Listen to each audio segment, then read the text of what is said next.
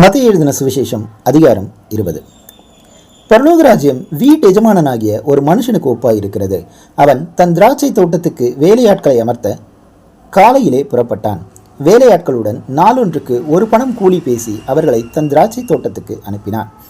3ஆம் மணி வேளையிலும் அவன் புறப்பட்டு போய் கடைத்தெருவிலே சும்மா நிற்கிற வேறு சிலரை கண்டு, நீங்களும் திராட்சை தோட்டத்துக்கு போங்கள், நியாயமானபடி உங்களுக்கு கூலி கொடுப்பேன் என்றான். அவர்களும் போனார்கள்.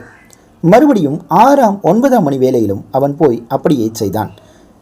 11ஆம் மணி வேளையிலும் அவன் போய் சும்மா நிற்கிற வேறு சிலரை கண்டு, நீங்கள் பகல் முழுவதும் இங்கே சும்மா நிற்கிறதென்ன என்று கேட்டான். அதற்கு அவர்கள், ஒருவரும் எங்களுக்கு வேலையிடவில்லை என்றார்கள்.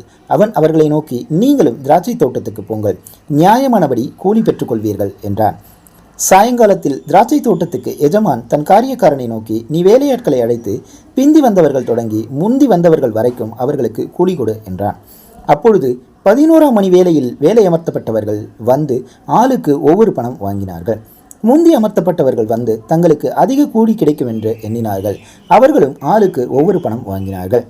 வாங்கி கொண்டு வீட்டு எஜமானனை நோக்கி, பிந்தி வந்தவர்களாகிய இவர்கள் 1 மணி நேரம் மாத்திரம் வேலை செய்தார்கள். பகலின் கஷ்டத்தையும் வெயிலின் உஷ்ணத்தையும் சகித்த எங்களுக்கு இவர்களை சமமாக்கினீரே என்று முறுமுறுத்தார்கள். அவர்களில் ஒருவனுக்கு அவன் பிரதியுத்தரமாக, சிநேகிதனே, நான் உனக்கு அநியாயம் செய்யவில்லை. நீ என்னிடத்தில் ஒரு பணத்துக்கு சம்மதிக்கவில்லையா? உன்னுடையதை நீ வாங்கி கொண்டு போ. உனக்கு கொடுத்தது போல பிந்தி வந்தவனாகிய இவனுக்கும் கொடுப்பது என்னுடைய இஷ்டம். என்னுடையதை என் இஷ்டப்படி செய்ய எனக்கு அதிகாரம் இல்லையா? நான் தயாளனாய் இருக்கிறபடியால் நீ வன்கண்ணனாய் இருக்கலாமா என்றான். இவ்விதமாக பிந்தினோர் முந்தினோராயும் முந்தினோர் பிந்தினோராயும் இருப்பார்கள். அழைக்கப்பட்டவர்கள் அநேகர், தெரிந்து கொள்ளப்பட்டவர்களோ சிலர் என்றார்.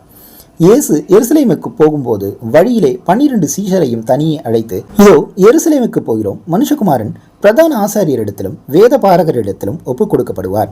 அவர்கள் அவரை மரண ஆக்கினைக்குள்ளாக தீர்த்து அவரை பரியாசம் பண்ணவும், வாரினால் அடிக்கவும், சிலுவையில் அறையவும் புறஜாதியாரிடத்தில் ஒப்புக் கொடுப்பார்கள். ஆகிலும் 3ஆம் நாளிலே அவர் உயிரோடு எழுந்திருப்பார் என்றார். அப்பொழுது செபதேயுவின் குமாரருடைய தாய் தன் குமாரரோடு கூட அவரிடத்தில் வந்து அவரை பணிந்து கொண்டு, உம்மிடத்தில் ஒரு விண்ணப்பம் பண்ண வேண்டும் என்றாள்.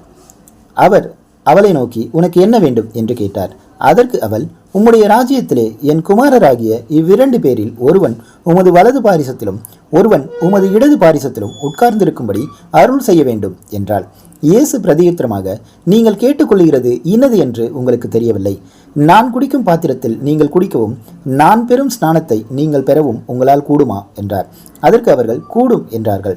அவர் அவர்களை நோக்கி, என் பாத்திரத்தில் நீங்கள் குடிப்பீர்கள், நான் பெறும் ஸ்நானத்தையும் நீங்கள் பெறுவீர்கள். ஆனாலும் என் வலது பாரிசத்திலும் என் இடது பாரிசத்திலும் உட்கார்ந்திருக்கும்படி என் பிதாவினால் எவர்களுக்கு ஆயத்தம் பண்ணப்பட்டிருக்கிறதோ அவர்களுக்கே அல்லாமல் மற்றொருவருக்கும் அதை அருள்வது என் காரியமல்ல என்றார்.